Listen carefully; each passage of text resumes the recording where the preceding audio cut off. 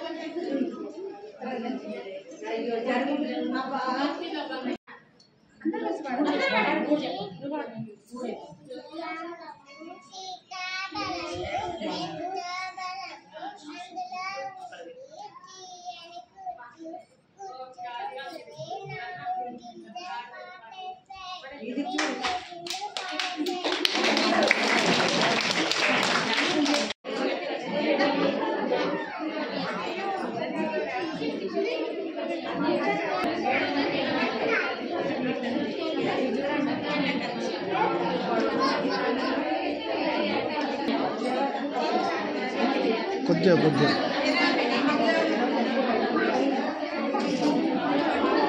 చూడండి.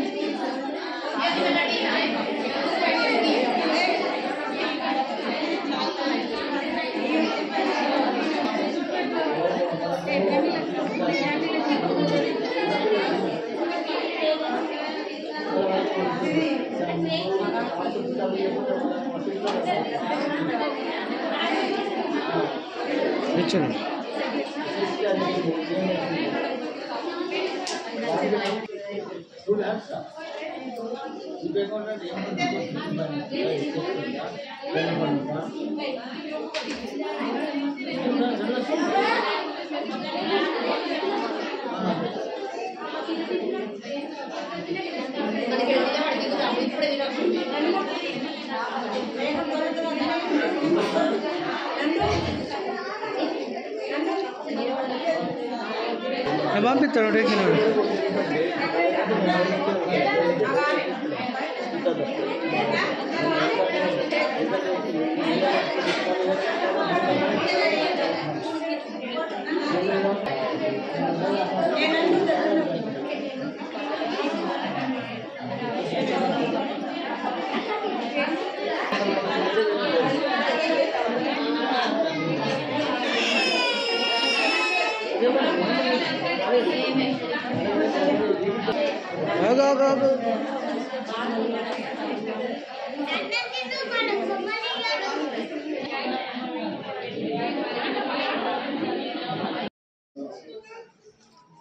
ఈ పోషణ అభియాన్ కార్యక్రమం కిషోర్ బండి గురించి ప్రోగ్రామ్ ఏర్పాటు చేశారు.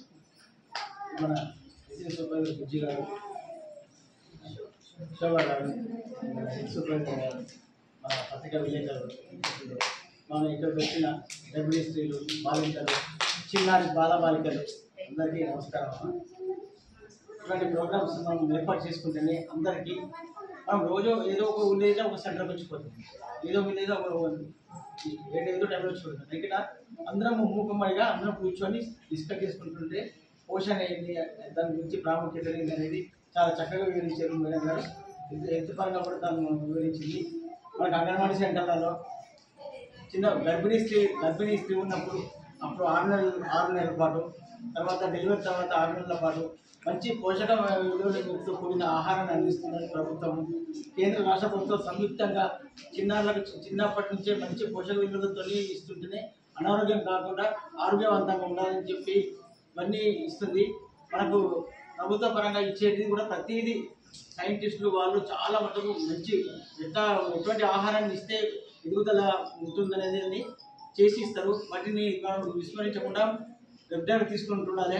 ముఖ్యంగా మేడం చెప్పినట్టు ఆకుకూరలు మనమైతే మనకు మునగ చెట్లు ఉంటాయి, ప్రతి ఇదే ఉంటాయి, ఏం మునగ చెట్టే కదా అనుకుంటారు. కానీ మునగల వెరడు నుంచి, కాండం నుంచి, ఆకులు, పువ్వు, మునగల చాలా ప్రాడక్ట్స్ ఉంటాయి. నేను 2 రోజులు సెమినార్ అయిన మునగ గురించి. సెంట్రల్ గవర్నమెంట్ కూడా చాలా దేశాలలో మన ఇండియా తరఫున నుంచే ప్రాముఖ్యత ఇస్తూ మునగ గురించి పరిశోధన చేస్తున్నారు. చాలా మునగ అంత మంచిది. ఆకుకూరలలో ఫస్ట్ మునగ, దాన్ని మించిన పోషక విలువలు దేంట్లో ఉండవు. ఆకు కానీ మునగకాయ కానీ అన్నింటినీ తీసుకుంటుండాలి. హెల్త్ పరంగా మీకు చెప్పినట్టు ఇంటికి తీసుకుపోకుండా సెంటర్కి వచ్చి తీసుకొని పోతుంటేనే నలుగురు కలుస్తారు. వచ్చినప్పుడు వాళ్ళ ఆరోగ్య రీత్యా ఎట్లా ఉందో దాన్ని చర్చించుకుంటారు. ఈ పిల్లల గురించి కానీ గర్భవతి ఉన్నప్పుడు కానీ ఎవరు ఏం తీసుకుంటున్నారు, ఎవరు ఎట్లా పోషకం చేస్తున్నారు, ఎవరి ఆరోగ్యం ఉందని చర్చలు జరుగుతుంటాయి. అందుకోసం వచ్చి తీసుకొని పోవాలి. ఇంటికి పోతే ఏముంటుంది, పెద్ద కొడుకు ఏడుస్తారు, చిన్న కొడుకు ఏడుస్తారు, ఇంకో పాప ఏడుస్తారు, ఇంకో గుడ్డి ఇచ్చేస్తారు, కాంపిటేషన్ ఇస్తారు. ఇక్కడికి వస్తే ఇక్కడ తినచ్చు, మంచి పాలు తాగొచ్చు, తినచ్చు. ఇక్కడికి వచ్చి తీసుకుంటేనే ఆరోగ్యవంతంగా ఉంటారు. ఏదైనా కానీ ఇటువంటి ప్రోగ్రామ్స్ పెట్టినప్పుడు మనకు పోషకాలతో కూడిన ఎటువంటి ఆహారాలు తీసుకోవాలి, ఎంత బాగా చేస్తుంటుంది డిజైన్స్, ఎటువంటి ఆకుకూరలు, ఎటువంటి కాయగూరలు, ఈ పోషకాలతో ఏమేమి తయారు చేసుకోవచ్చు అనేది చాలా బాగా డయాగ్రామ్స్ చేశారు. మీరందరూ కూడా సంపూర్ణ ఆరోగ్యవంతంగా పిల్లల ఎదుగుదలను చూస్తుండాలి. మనం చూస్తుంటాం. నాకు తెలిసి ఇక్కడ శాంబ్యాన్ పిల్లలు లేరు ఇక్కడ. వాళ్ళకు కూడా ప్రభుత్వం ఎన్నో రకాలు శాంబ్యాన్ వాళ్ళకైతే స్పెషల్ కిట్స్ ఇస్తుంది. అది ఎంత తెలుసా, ఒక్కొక్క కిట్టు 16,000 రూపాయల కిట్టు. మనం అనుకుంటే చిన్నది, అందులో ఏముంటాయి బాదం, కిస్మిస్, డ్రై ఫ్రూట్స్ చాలా ఉంటాయి. ఆ కిట్స్లలో కూడా ప్రభుత్వం న్యూట్రిషన్ కిట్స్ చాలా ఇస్తున్నది. అంటే వాళ్ళు కూడా వాళ్ళకి కూడా మళ్ళీ వీళ్ళతో పాటుగా ఎదుగుదల, శారీరకంగా ఆరోగ్యవంతంగా ఉండాలని ప్రయత్నాలు చేస్తున్నది. అటువంటి వారిని కూడా విస్మరించకుండా పిల్లలకు అన్ని